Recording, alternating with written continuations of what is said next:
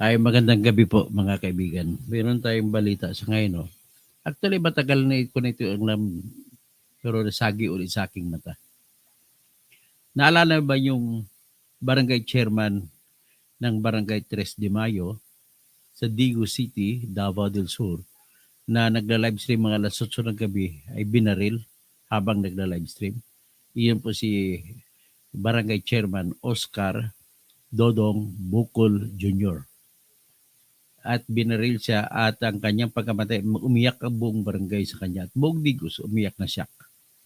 At tamaan siya sa kaliwang bahagi ng kanyang dibdib at lumabas ang bala sa likod niya. At siya po ay namatay. Siguro, mas maganda siguro na natin, ikukunin natin ang example ng ang live stream ng kanyang live stream ng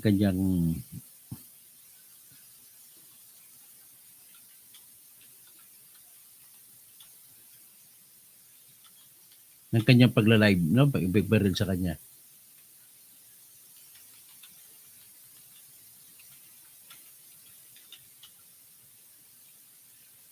Ipipresent natin para maalala nyo.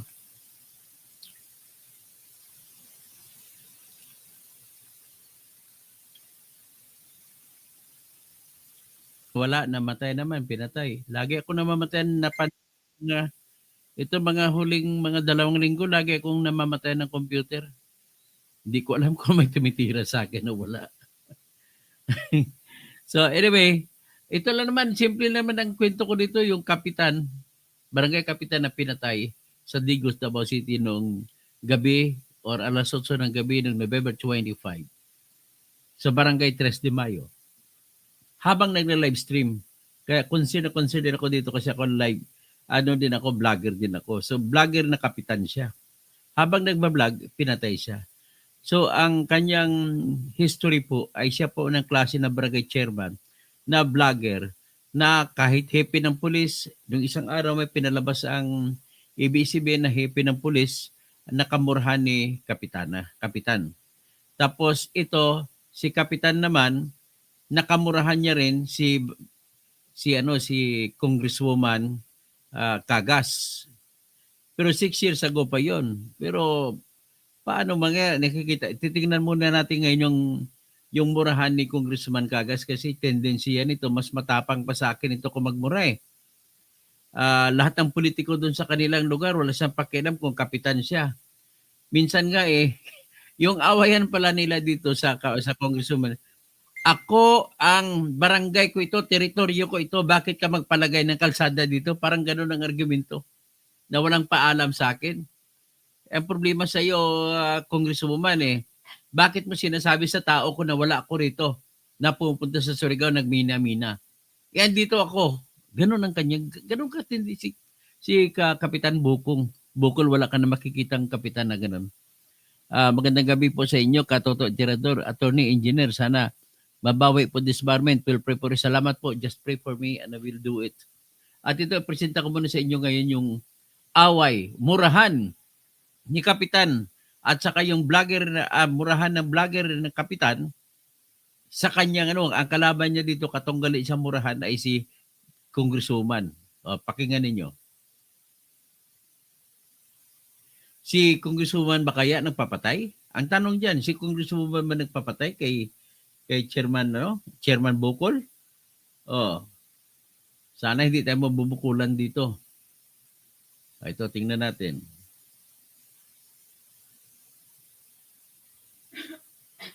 Yan. Si Congressman at saka si Kapitana. Si Congresswoman at saka si Kapitan. Nahimong hisputanan karon sa Davao del Sur ingon man sa social media ang video kung Ayan, nakasibuano kasi sabi naging pinag-usapan na ngayon sa media, pero 6 years ago to yung usapin sa gitna ni Kapitan Bukol at saka ni Congresswoman Cagas. Sa naglali sila Congresswoman Didi Cagas o 3 de Mayo Kapitan Oscar Dodong Bukol Jr. Ani ang nagmurahan daw, nagdebate si Congressman Didi Cagas at saka si Kapitan Oscar Dudong Bukol. Report. Ito. Nagkainitay sila 1st District Davao del Sur Congresswoman Didi Cagas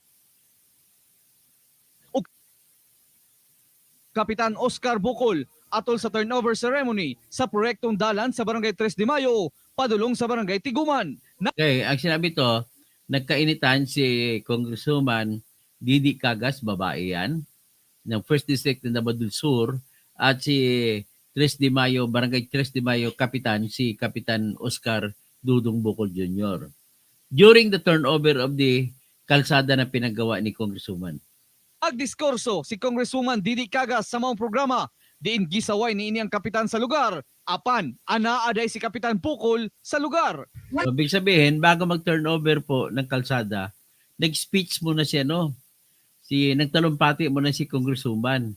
At talumpati ko siya papasikat sa tao, binanggit niya na si Kapitan ay wala ron.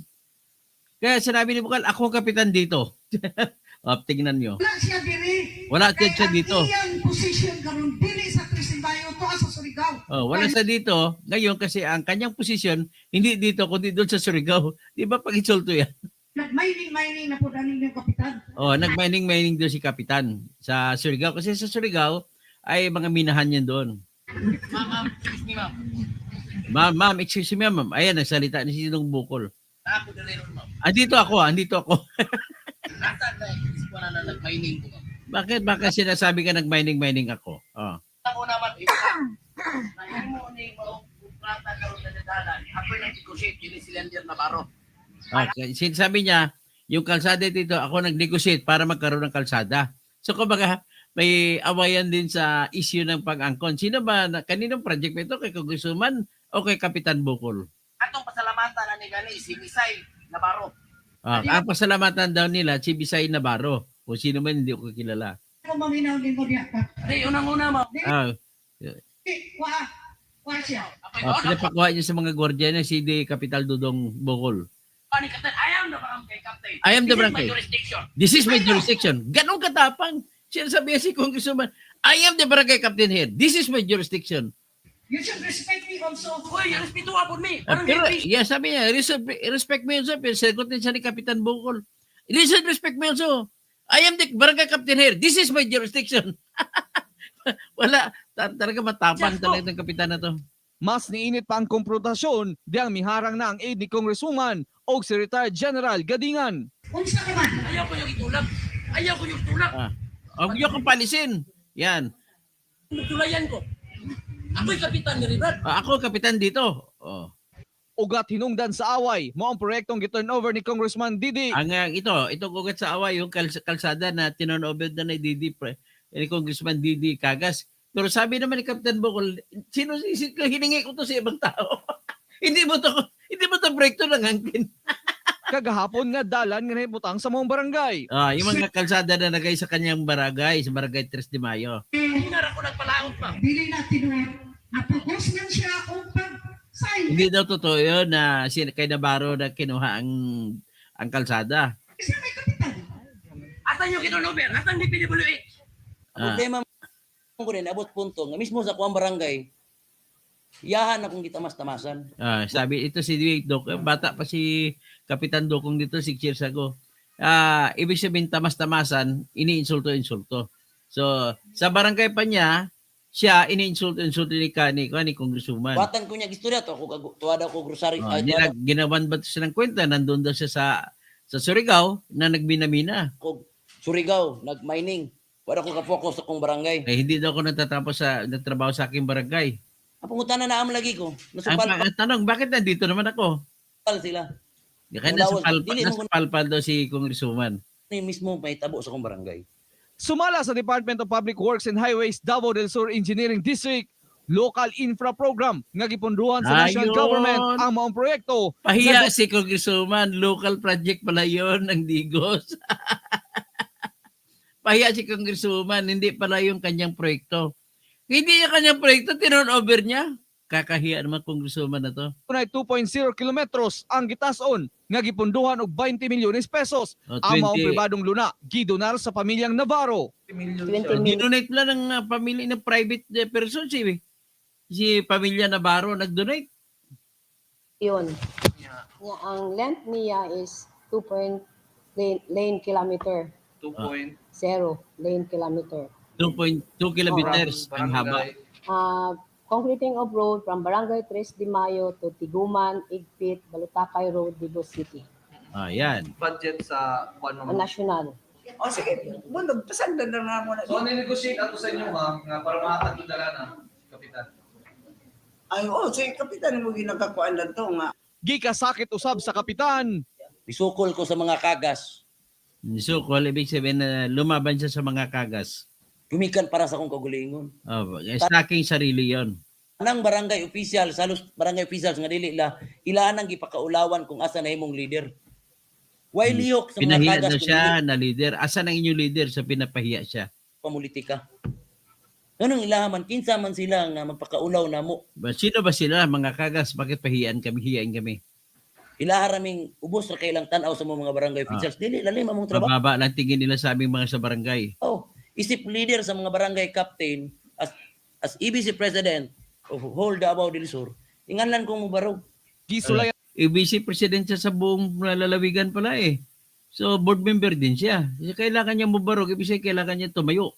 na mogkuha ang kabahay ni Congresswoman Didi Cagas apan sumala sa iyang staff. Dili una mo komento ang ilang kampo aron dili na mudako ang maong issue. Sa gihapon, abli ang 1 minute So, yan. Yan po. ganaw Yung, sa So, kabahay ni posible na dahilan na napahiya si Congresswoman, posible na siya ang nagpapatay kay Kapitan Bukol na habang nagla-livestream si Kapitan Bukol at binaril. Nakakakuan talaga, no? Tapos, ito, meron sana akong gusto ipakita sa inyo, kaya lang, dito ko na lang siguro ipalabas sa cellphone. Kaya lang, kaka-copy strike ako ng copyright strike ako ng ABS-CBN. Kasi sa ABS-CBN ito, ay dito ko lang, patugtog ko na lang dito. Dito lang, makita nyo na lang. Ito. Tinitingnan ng mga otoridad ang iba't ibang anggulo sa pamamaril sa barangay chairman sa Digos City. Kabilang rito ang alita ng kapitan sa dating jefe ng pulis na isa sa mga itinuturing na persons of interest. Nagpapatrol, Chrislyn Bolosan. Rumisponde ang mga pulis nang mabaril at mapatay si Barangay Chairman Oscar Bukol Jr. ng Barangay 3 de Mayo sa Digos City, Martes ng gabi. Napasugod din ng ilang matataas na opisyal, kabilang si Davao del Sur Vice Governor Mark Cagas na kaibigan ng biktima. Nagwala ang vice-gobernador at pinagalitan ng mga pulis. Grabe, matapang. Nagmumura rin niya. May baril na hawak siya, sinigawan yung mga pulis na mga walang kwenta. Wala sa crime scene ang hepe na si Police Lieutenant Colonel Glenn Peter Ipong.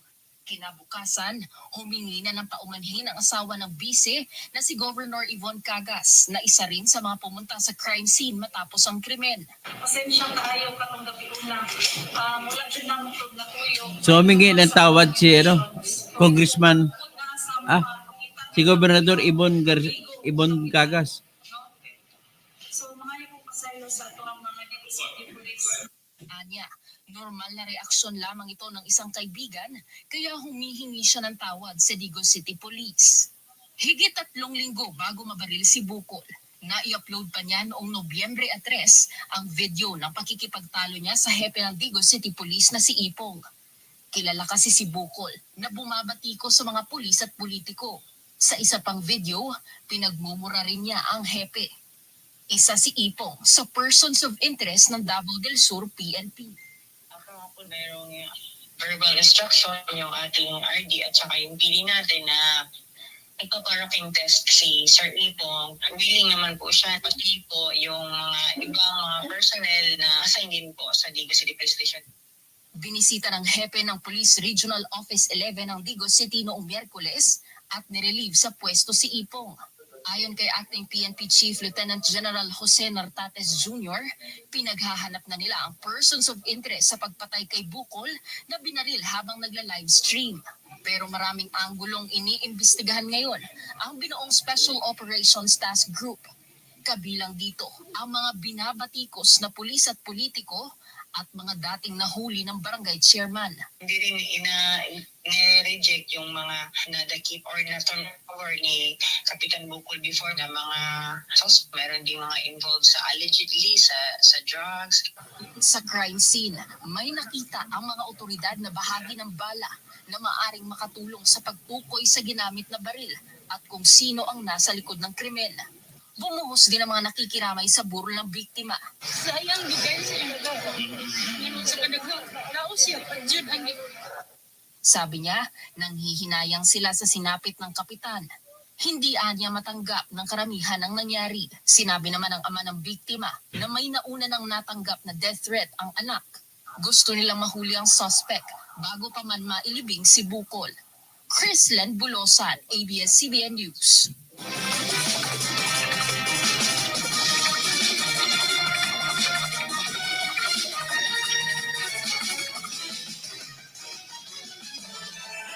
So anyway, tingnan natin ang mga homily kanina sa sa kanyang sa kanyang burol.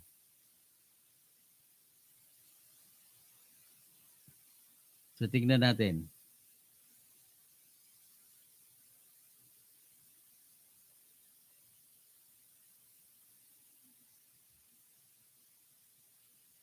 Ito si Bukol.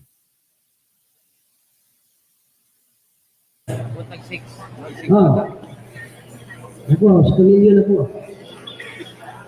Yung mga politiko. Ako, labas lang ko niya naman. Hatag ako na milyon. Pangit lang sounds. Ito yung sa burol ngayong gabi. Ay, alam mo sa mga anak ko. Maraming nagko-comment, no? 11,000. Wala. Maluoy taon sa kong anak. Ay gabi-gabi. Tatay nyo. Ayun ako. Hadlok mo.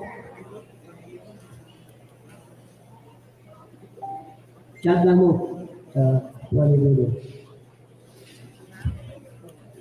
Isinan ka mo. Hatag lang. Basta tinunod lang. Pamilya.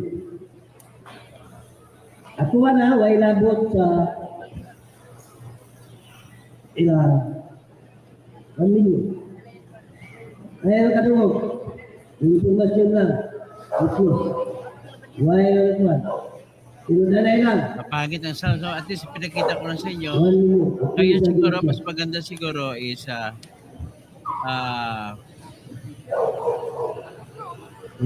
Orang gila. ipakita ko sa inyo yung kung saan yung araw na bagang isang one day before he was killed.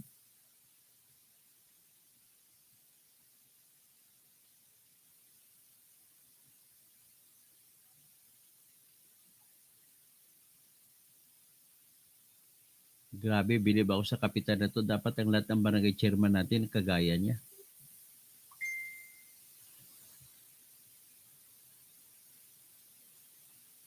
Ito po yung kanyang binubuksan ko ang kanyang page.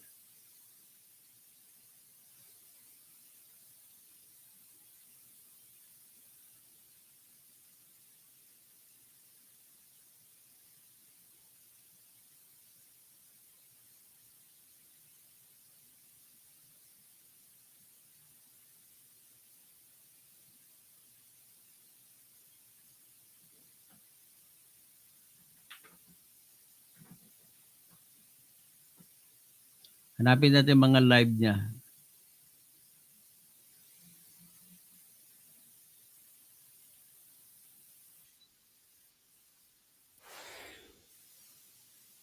So para makilala niyo kung sino si Bukol, although naka-Cebuano salita, ipakita ko sa inyo yung isang live niya. na kung saan ay minura niya ang mayor ng Digo City.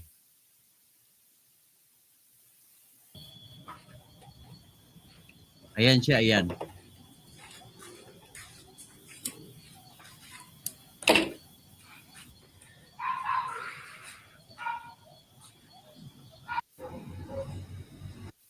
Kasi sa itong experience, isip barangay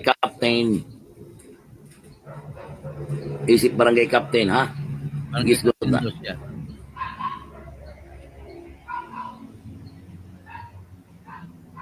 Nalate lagi kay daghang kay bisita sa diya mismo sa barangay Aplaya.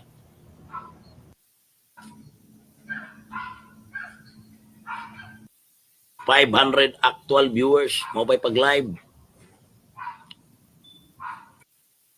Yan, actual viewers niya ngayon, 500. Sa to.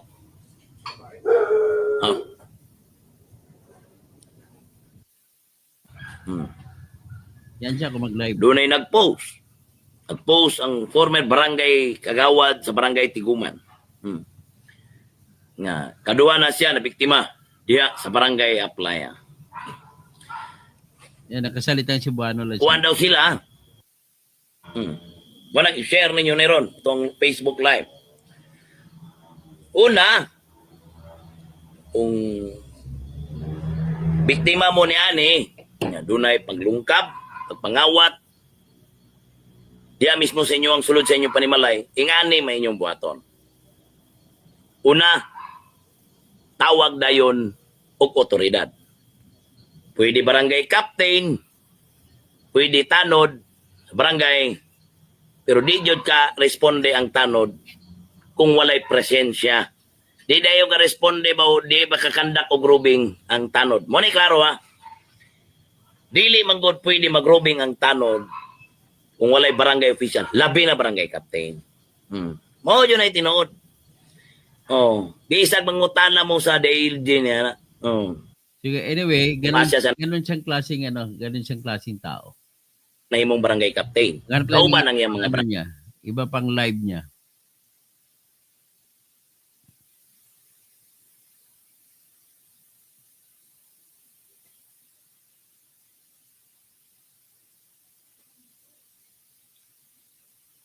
Hinahanap ko yung kanyang live na kung saan ay minura niya yung mayor ng Digo City.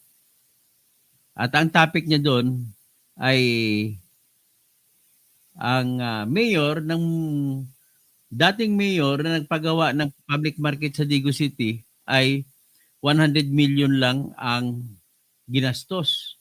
Ay magandang gabi, Mers. Tapos, nung pumalit yung bagong mayor, 100 million, para ipaayos lang, i-renovate lang yung palengke, nag-loan ng 400 million. So, doon niya minura. Tapos, nakapag-loan ng 2 billion, yumaman yung mayor ngayon dyan, si Joseph Cagas.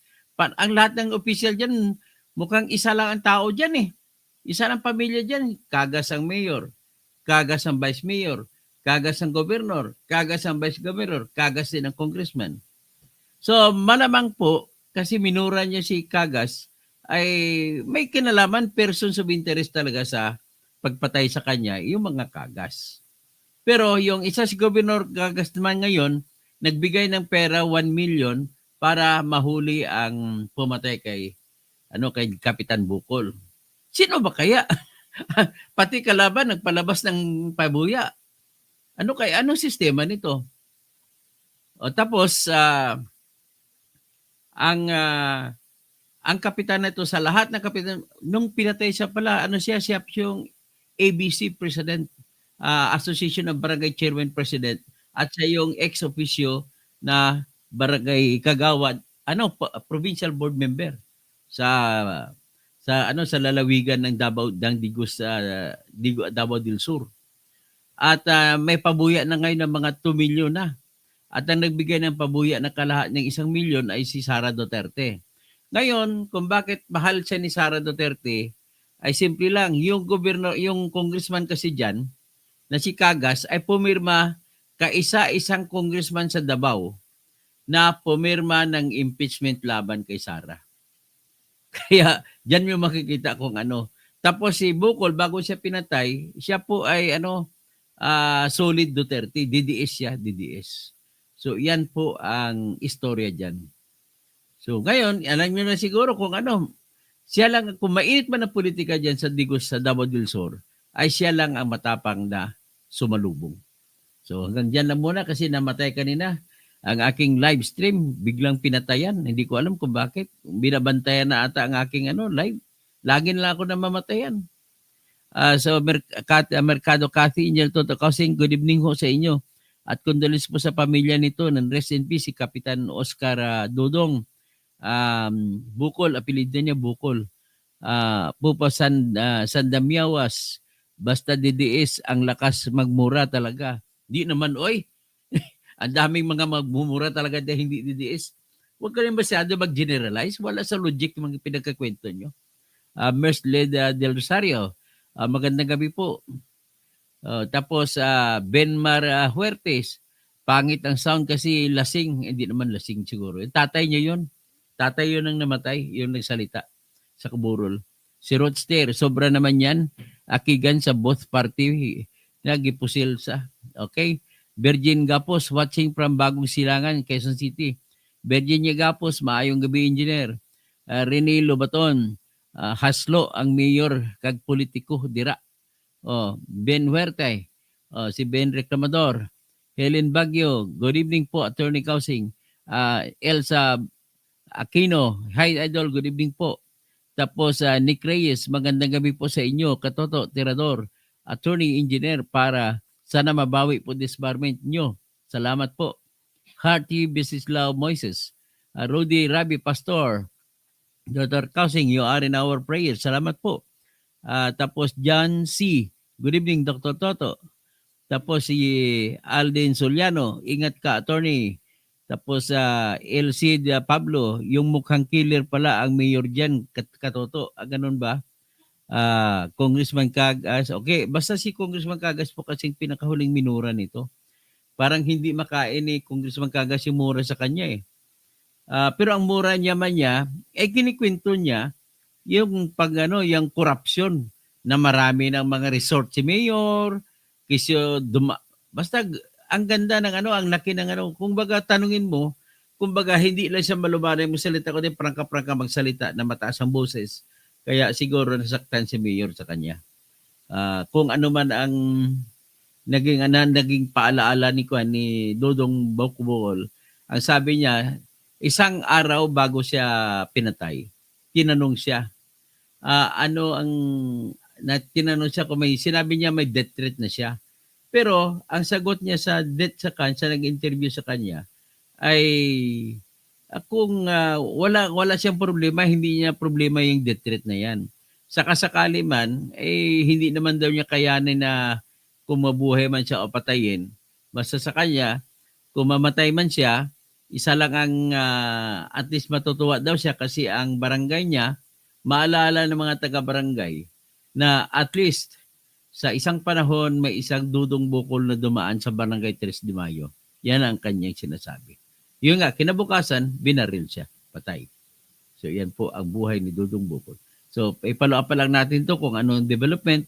Kasi nga, si Colonel Ipong na kamurahan niya at minura niya kaya nung last week bago siya pinatay ay tinanggal na sa utos ni General Nartates ay tinanggal na sa pwesto at naging kasama sa persons of interest.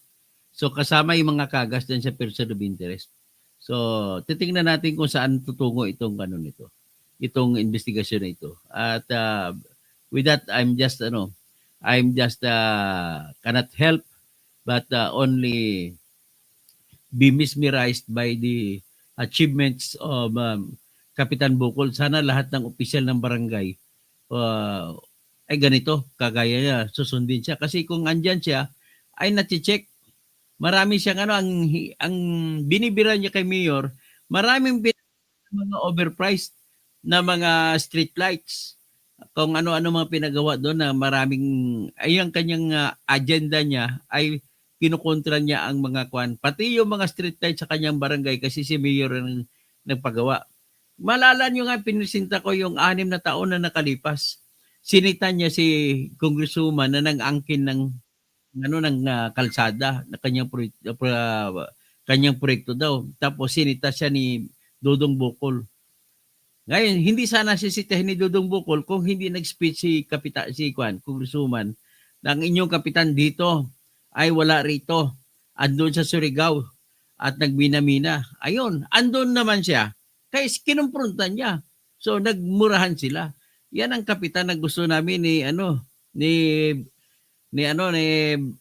Brother Arsad. Magandang gabi. So sana yung kagaya lahat ng kapitan sa barangay natin, mga ganun katapag para yung mayor hindi ganun hindi mangungurakot ng tudo. Si Michael Samos, wala yung ginagawang agenda niyo, may magsalita lang ng bading-bading supot sa akin.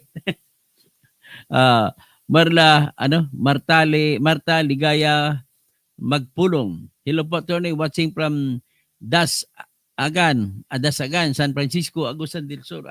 Sa San Francisco pala to Naalala ko kung kumain ako dyan sa Jollibee San Francisco Nung hearing namin sa Bayugan, dumaan kami dyan Berlingaw, Idol, friend Toto, maggitna ka na lang kasi puro korap yung mga nandyan, halos 99% by next election, di na maniniwala magkabataan yan dyan sa mga trapo at dynasties na politicians.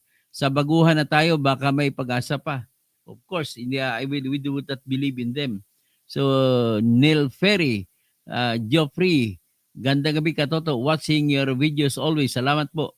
Mercado Kati, Toto, good evening, salamat po. Hanggang dyan lang muna tayo. Magandang gabi sa lahat. At paki-like, paki-share, at yung mga hindi pa nakapag-subscribe na po kayo. Kasi ang pangarap ko, pag umabot ng subscriber ng 10 million ang channel ko, tatakbo ako ng presidente. At pag ako yung presidente, papalitan ko po yung sistema ng katarungan sa pamamagitan ng paglalagay ng mga tao na mismo ang maghusga sa bawat hearing, bawat trial, sa mga kaso. Bawat kaso, tapos gagawin ko 1-day trial lang siya para matapos na lahat ang kaso. At kung tao na po nagdidesisyon, patas pa. Lagi yan.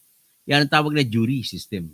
At kung tao na nagdesisyon, hindi sila kayang bilhin ng mga kurakot. Kita mo dahil ang tapang nila, pumatay ng tao, magnakaw ng pera, kasi iniisip na madali lang bilhin.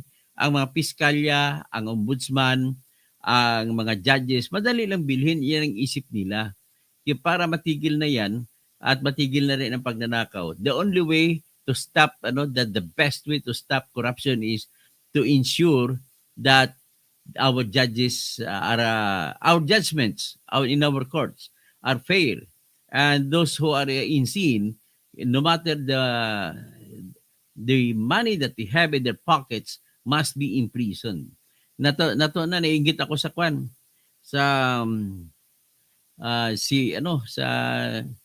sa Brazil. Brazil ba yun? Brazil. Sinintensyahan yung President Vizcarra.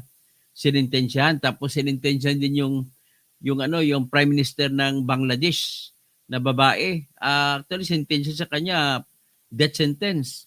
Kasi marami siyang kinonsidera nila na crime against humanity yung corruption.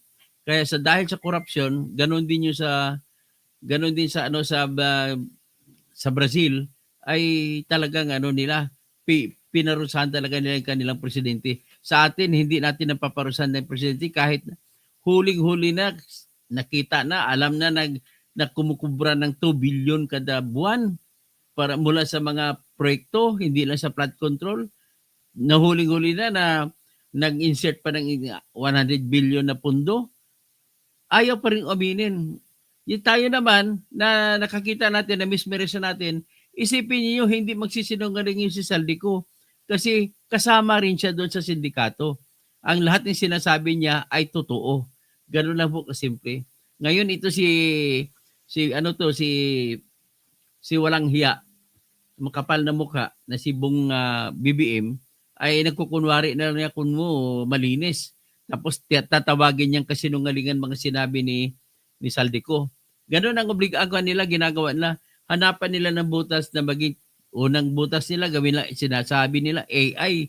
Kung AI yun, di dapat hindi na sinabi, hindi na inaamin ni Kapitan ni Attorney Roy Rondain, bagkus dinidepensa ni Attorney Roy Rondain ang mga sinabi sa video. Ibig sabihin, kinukonfirma ni Attorney Rondain na mga video ni Saldico yun. At saka pangalawa, hindi nyo ba nakita yung Facebook page na ginagamit niya ay verified? Ibig sabihin, verified na check na ng Facebook yun. At ang may-ari talaga ay si Saldico. At kung si Saldico ang may-ari ng Facebook page, papayag ba siya ng ibang video i-upload sa kanyang page? Hindi. Kaya sigurado ako na totoo yun. Kaya depensa na lang yan ng mga dumidepensa kay BBM na hindi siya gumagawa ng krimen. Oh. Sa sunod siguro, talakayin natin itong depensa ni Laurel Tio na sa agriculture na kaklase ni Bongbong Marcos at ginawa niyang agriculture secretary patungkol sa mga smuggling. Lumalabas na nagsinungaling din ito, napilitan lang magdepensa si Laurel Tio. So anyway, andyan na. Magandang gabi sa lahat. Love Heart Miriam, Totoo Tirador, Dr. Tatone kasi magandang gabi. Sama manaig ang totoo. Si Alneri, wala ka nang makikitang kapitan na gaya ni Kapitan Bukol. Wala na nga po, mahirap. Maraming salamat sa lahat. No? Andyan lang po. Ang pakiusap ko, dapat sana po marami tayo. Maging marami tayo. Kahit maging 10 million tayo subscribers dito, may political power na tayo. Bubuti ng partido natin.